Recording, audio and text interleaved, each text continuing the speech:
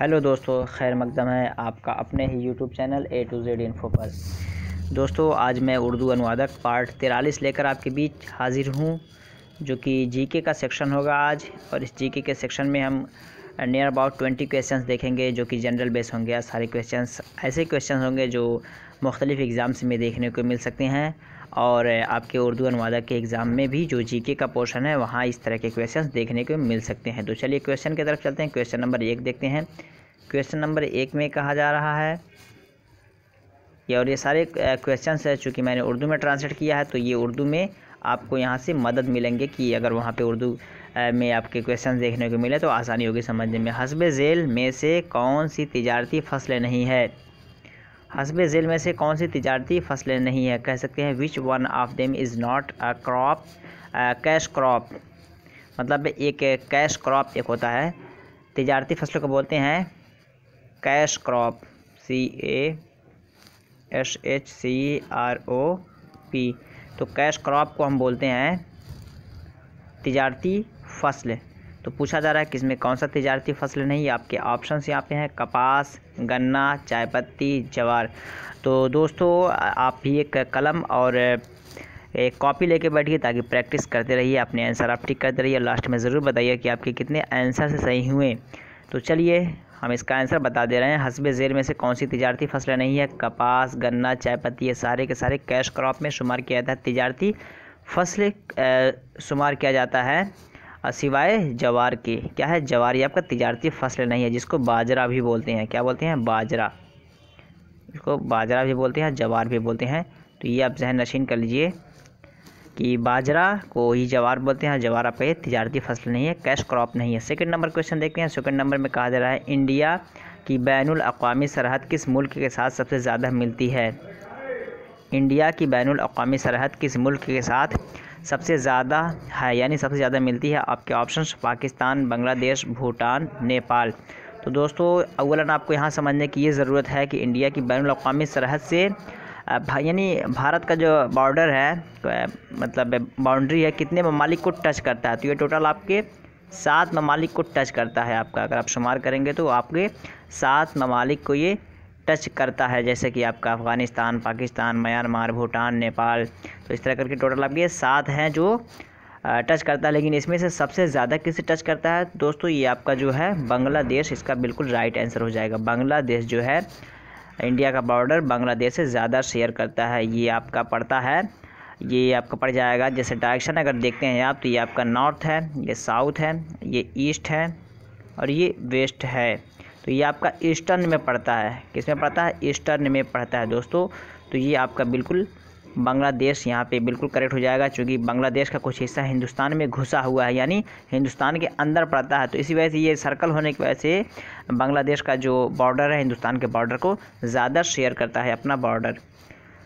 अगला देखते हैं। तो सवाल नंबर 2 का ऑप्शन 2 बिल्कुल करेक्ट हो जाएगा। दोस्तों, अगर पहली बार चैनल पे आप आए हैं तो चैनल को सब्सक्राइब कर लीजिए, बेल आइकॉन दबा दीजिए, बगल में आपको दिख रहा होगा। बेल आइकॉन दबाने के बाद आप ऑल पे सेलेक्ट कर दीजिए, ताकि जो भी वीडियो मैं अपलोड करूं उर्दू के हवाले से, उर्दू अनुवादक के हवाले से, उसका नोटिफिकेशन आपको सबसे पहले पहुँचे। चलिए फिर देखते हैं सवाल नंबर 3 देखते हैं। सवाल नंबर 3 में ये आपका एक गेम से मुताल्लिक है।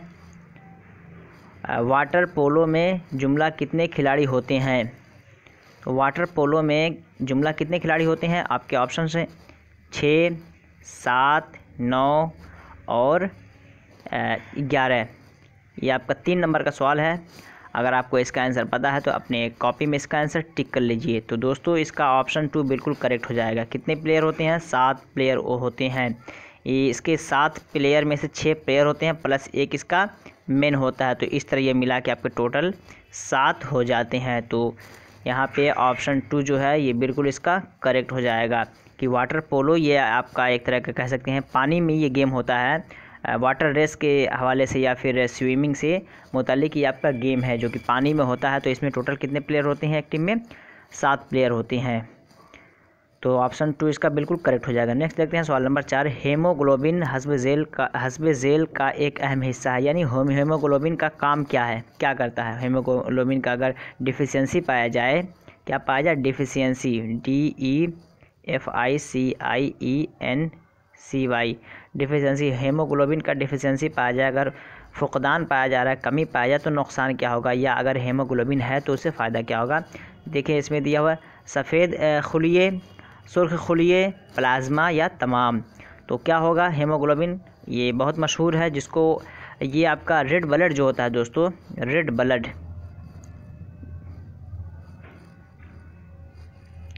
रेड ब्लड का अगर आप तर्जमा करेंगे तो आपका चूँकि सुर्ख खुलिये जो है, खुलियों को बोलते हैं सेल, बोलते हैं CELL सेल, और इसको खुलियों को हिंदी में आपका बोलते हैं कोशिका। क्या बोलते हैं, कोशिका। तो ये रेड ब्लड से रिलेटेड है, यानी इससे रेड ब्लड जो होता है इंसान के अंदर दो तरह का ब्लड होता है, एक होता है रेड ब्लड, एक होता है वाइट ब्लड। तो हेमोग्लोबिन से रेड ब्लड, हेमोग्लोबिन जो आपका है रेड ब्लड से यानी सुर्ख खुलिये से ये मुताल्लिक है। तो ऑप्शन 2 इसका बिल्कुल करेक्ट हो जाएगा। सवाल नंबर 4 का ऑप्शन 2 बिल्कुल इसका राइट हो जाएगा। अगला देखते हैं सवाल नंबर 5। दस्तूर हिंद में जुमला कितने बुनियादी हुकूक बयान किए गए हैं। दस्तूर हिंद में जुमला कितने बुनियादी हुकूक बयान किए गए हैं। ये आपका कह सकते हैं पॉलिटी का ये क्वेश्चन है, जो कि फंडामेंटल राइट से मुतालिक है। तो दोस्तों अगर प्रीवियस वीडियोस को अभी तक आप नहीं देखे हैं तो प्रीवियस वीडियोस को प्लीज़ आप देख लीजिए, जो कि आपके 42 पार्ट्स हो चुके हैं टोटल। उन वीडियोस का लिंक मैंने डिस्क्रिप्शन बॉक्स में दे दिया है, वहाँ से जाके सारे वीडियोज़ को देखिए, आपको काफ़ी आइडिया हो जाएगा। अगर आप उर्दू अनुवादक या सहायक उर्दू अनुवादक या राजभाषा के परीक्षार्थी हैं, और फर्दर मैं डिस्क्रिप्शन बॉक्स में व्हाट्सएप और टेलीग्राम का लिंक दे दिया हूँ, वहाँ से जाके आप मेरे साथ ज्वाइन हो सकते हैं फर्दर कम्युनिकेशन के लिए। तो यहाँ पे आपको क्या कहा जा रहा है, दस्तूर हिंद में जुमला कितने बुनियादी हुकूक बयान किए गए हैं। आपके ऑप्शंस हैं जो 6, 10, 9, 12, ये आपके सारे ऑप्शंस दिए गए हैं। तो इसमें कौन सा ऑप्शन सही होगा दोस्तों। ये स्टार्टिंग में आपका कितना था, स्टार्टिंग में आपका ये था 7, कितना था 7, और 7वां कौन सा था, 7वां आपका था राइट टू प्रॉपर्टी। क्या था, right to property, right to property आपका था 7वां, PROPERTY, राइट टू प्रॉपर्टी था ये 7वां, लेकिन इसको रिमूव कर दिया गया। क्या कर दिया गया, रिमूव कर दिया गया, राइट टू प्रॉपर्टी को रिमूव कर दिया गया। इसी वजह से आज गवर्नमेंट को जहाँ कहीं भी किसी की ज़मीन लेनी होती है तो वो ज़मीन ले लेती है, उसका मुआवजा या उसकी कीमत जो होती है दे देती है। अगर आपके घर को गवर्नमेंट लेना चाहे तो वो ले सकती है आपके मुआवजे को दे करके। इसी वजह से राइट टू प्रॉपर्टी पे कोई केस नहीं कर सकता। ये आपका 7वां था जिसको निकाल दिया गया। अब आपके टोटल कितने हैं दस्तूर हिंद फंडामेंटल राइट, टोटल आपके हैं 7 हैं। कितने हैं, अब टोटल 6 बचे हैं, 7 में से एक अगर रिमूव किया गया तो सवाल नंबर 5 का ऑप्शन 1 जो है बिल्कुल एक करेक्ट हो जाएगा। फंडामेंटल राइट के हवाले से बात हो रही है तो ये आपका बिल्कुल करेक्ट हो जाएगा, यानी ऑप्शन 1। नेक्स्ट देखते हैं सवाल नंबर 6। सवाल नंबर 6 में कहा जा रहा है कम्युनिस्ट पार्टी ऑफ इंडिया कब कायम हुई। कम्युनिस्ट पार्टी ऑफ इंडिया कब कायम हुई। आपके ऑप्शन हैं 1906 में, 1885 में, और 1964 में, और 1956 में। तो दोस्तों 1885 में कांग्रेस का संगठन हुआ था, या कह सकते हैं उसका क़याम हुआ था। लेकिन ये कम्युनिस्ट पार्टी ऑफ इंडिया कब कायम हुआ, तो ये 7th Congress of the communist party of India जो हुआ था ये आपका हुआ था 1964 में। तो उसी के हवाले से ये बात किया जा रहा है यहाँ पे। तो 1964 बिल्कुल करेक्ट हो जाएगा। कम्युनिस्ट पार्टी ऑफ इंडिया कब कायम हुई, तो कांग्रेस का जो 7वां कम्युनिस्ट पार्टी संगठन हुआ था वो आपका हुआ था 1964 में। तो ये बिल्कुल आपका ऑप्शन 3 बिल्कुल यहाँ पे करेक्ट हो जाएगा। 7 नंबर देखते हैं, किस इदारे को तहलील करके नीति आयोग बनाया गया। तहलील के माने कहते हैं अमेंडमेंट कह लीजिए, यहाँ पे तहलील करना, तरमीम करना, अमेंडमेंट के माने में यहाँ पे है। किस इदारे को तहलील करके नीति आयोग बनाया गया है। आपके ऑप्शंस यहाँ पे एनर्जी कमीशन, लोक आयुक्त, प्लानिंग कमीशन, DRDO। तो दोस्तों नीति आयोग आपका कब बनाया गया था, पहले इसे हमें जानने की ज़रूरत है। तो नीति आयोग जो बनाया गया था 1 जनवरी 2015 में। कब बनाया गया था, 1 जनवरी 2015। प्लानिंग कमीशन को रिप्लेस करके, किसको, 1 जनवरी 2015 से पहले प्लानिंग कमीशन के नाम से इसे हम जानते थे, लेकिन 1 जनवरी 2015 के बाद इसे नीति आयोग के नाम से जाना जाने लगा। ये कब हुआ था, 1 जनवरी 2015, ये इसका डेट है 1 जनवरी 2015। इसे भी आप जहन नशीन कर लीजिए। किस इदारे को तहलील करके नीति आयोग बनाया गया था, यानी प्लानिंग कमीशन को बदल करके नीति आयोग का नाम दिया गया। तो ऑप्शन 3 इसका बिल्कुल करेक्ट हो जाएगा। सवाल नंबर 7 का ऑप्शन 3 बिल्कुल करेक्ट हो जाएगा। अगला देखते हैं सवाल नंबर 8। सवाल नंबर 8 में कहा जा रहा है, नायब सदर जमहूरिया के इंतखाब के लिए कम से कम कितनी उम्र होनी चाहिए। नायब सदर जमहूरिया के इंतखाब के लिए कम से कम कितनी उम्र होनी चाहिए, यानी नायब सदर जमहूरिया किसे कहते हैं, vice president of India. Vice president of India के बारे में पूछा जा रहा है कि उसकी उम्र कम से कम कितनी होनी चाहिए। ऑप्शंस आपके यहाँ पे हैं 18 साल, 21 साल, 25 साल और 35 साल। तो अगर आपको आंसर पता है तो आंसर अपने कॉपी में टिक कर लीजिए और लास्ट में बताइए कि आपके कितने आंसर सही हुए। तो दोस्तों 18 साल जो एज है ये रिक्वायर्ड है एक वोटर के लिए। हिंदुस्तान में एक वोटर के लिए 18 साल एज रिक्वायर्ड है, लेकिन नायब सदर जमहूरिया के लिए कम से कम कितनी एज ज़रूरी है, वो आपका 35 ईयर्स। कितना, 35, यानी ऑप्शन 4 इसका बिल्कुल करेक्ट हो जाएगा। अगला देखते हैं सवाल नंबर 9। ट्वेंग मकाम पर इंडिया का किस मुल्क के साथ ज़मीनी तनाज़ुर था, यानी ज़मीनी झगड़ा था, लैंड डिस्प्यूट था। ज़मीनी तनाज़ुर क्या बोलते हैं, लैंड डिस्प्यूट।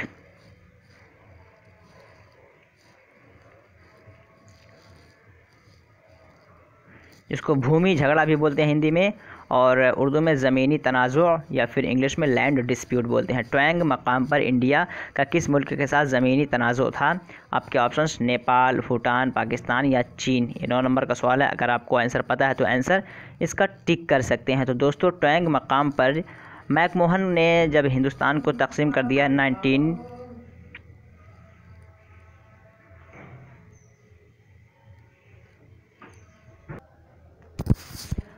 ट्वेंग मकाम पर इंडिया का किस मुल्क के साथ तनाज़ुर था, वो आपका सवाल नंबर 9 का जो राइट आंसर होगा वो ऑप्शन 4 होगा। क्या होगा, चीन के साथ था।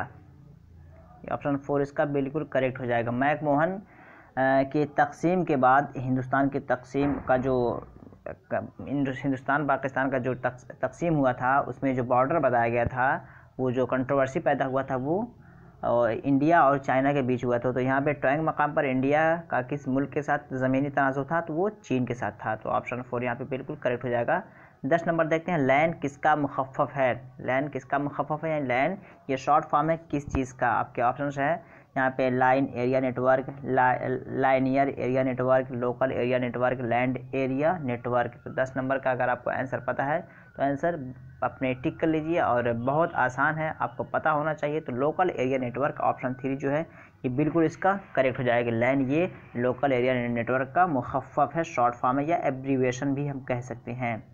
मुखफ़फ़ को क्या बोलते हैं, एब्रीविएशन। क्या बोलते हैं दोस्तों, ABBREVIATION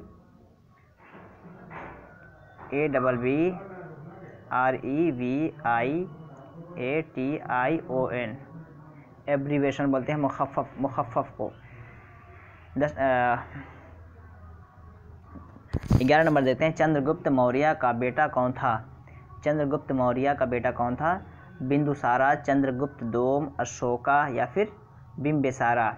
तो अगर आपको आंसर पता है तो आंसर टिक कर लीजिए। तो दोस्तों इसका आंसर 1 बिल्कुल करेक्ट हो जाएगा। चंद्रगुप्त मौर्य का बेटा कौन था, बिंदुसारा, यानी ऑप्शन 1 बिल्कुल इसका करेक्ट हो जाएगा। बिंदुसारा चंद्रगुप्त मौर्य का बेटा था। 12 नंबर देखते हैं। 12 नंबर में कहा जा रहा है, तुगलक सल्तनत के बाद दिल्ली पर किस सल्तनत ने हुकूमत की। तुगलक सल्तनत के बाद दिल्ली पर हाकिम कौन बना, या कि किसकी हुकूमत। सल्तनत किसे कहते हैं दोस्तों, डायनेस्टी को बोलते हैं। किसे बोलते हैं, डायनेस्टी,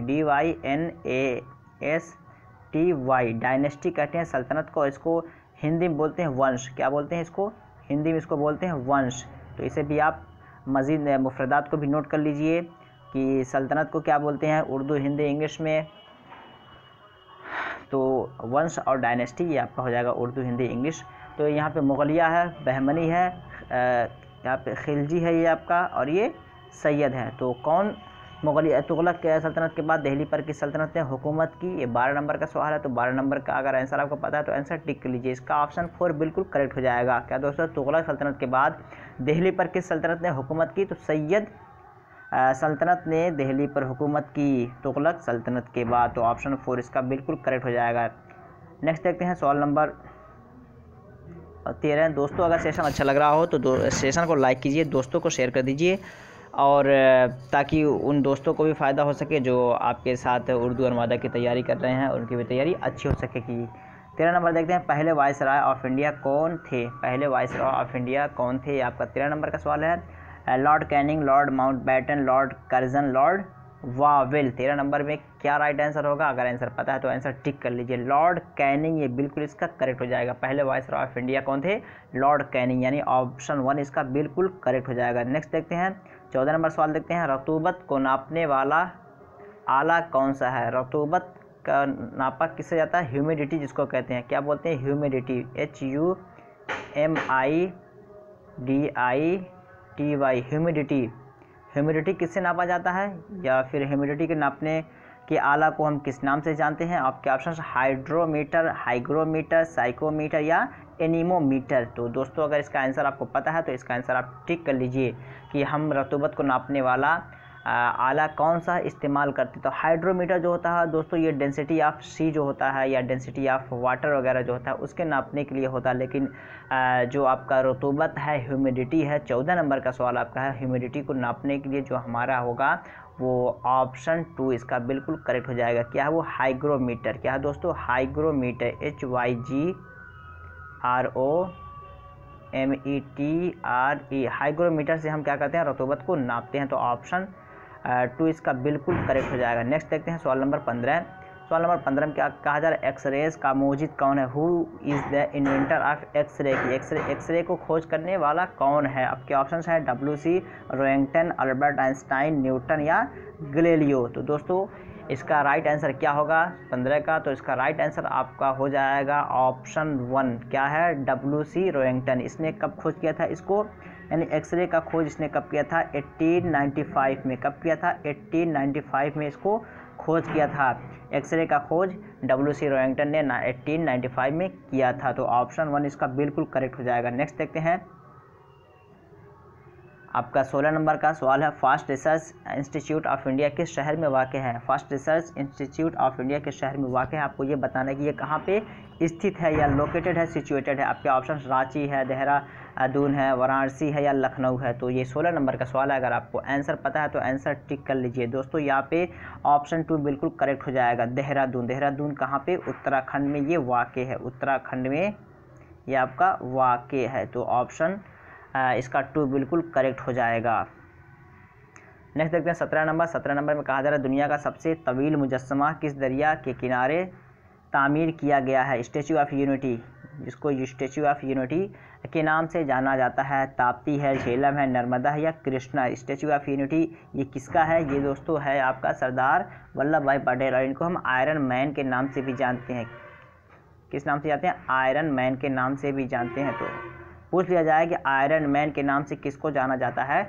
सरदार वल्लभ भाई पटेल को आयरन मैन के नाम से जाना जाता है। इनकी जो मूर्ति है वो आपका 597 फीट हाइट है। इसकी कितनी है? हाइट है 597, या इसको हम फिट कह सकते हैं। ये फिट आपकी 597 फीट इसकी हाइट है। और इसको अगर हम मीटर में मेज़र करें तो हम कह सकते हैं कि 182 मीटर इसकी हाइट है। तो ये सरदार वल्लभ भाई पटेल की। अब आपसे पूछा जा रहा है किस नदी के किनारे है 17 नंबर में? तो ऑप्शन 3 इसका बिल्कुल करेक्ट हो जाएगा। क्या दोस्तों कि नर्मदा। नर्मदा नदी के किनारे ये स्थित है वाक़ statue of unity Sardar Vallabh भाई पटेल का। नेक्स्ट देखते हैं 18 नंबर। 18 नंबर में कहा जा रहा है, भारत की पहली बगैर इंजन की ट्रेन का नाम क्या है? भारत की पहली बगैर इंजन की ट्रेन का नाम क्या है? आपके ऑप्शंस यहाँ पे जो दिए गए, राजधानी एक्सप्रेस या शताब्दी एक्सप्रेस या डोरांटो है यहाँ पे, फिर या ट्रेन 18। तो दोस्तों भारत की पहली बगैर इंजन की ट्रेन का नाम क्या है? वो आपका ट्रेन 18 जो है ऑप्शन 4 बिल्कुल करेक्ट हो जाएगा। ये टोटल आपके जीपीएस पे डिपेंड है। किससे? जीपीएस के थ्रू इस पूरे ट्रेन को चलाया जा रहा है। इसमें कोई इंजन नहीं है। तो उस ट्रेन का नाम क्या है? ये काफ़ी अच्छा है और टेक्निकल है। ये क्वेश्चन आपको देखने को मिल सकता है। ट्रेन 18 आप जहन में रखिए। ये टोटल आपका जीपीएस पे डिपेंडेंट है ये ट्रेन पूरी। तो ट्रेन 18 बिल्कुल करेक्ट हो जाएगा कि बगैर इंजन की ट्रेन का नाम है ट्रेन 18। तो ऑप्शन 4 इसका बिल्कुल राइट हो जाएगा। नेक्स्ट देखते हैं 19 नंबर। इंडिया का पहला नेशनल डॉल्फिन रिसर्च सेंटर कहाँ कायम किया जाएगा?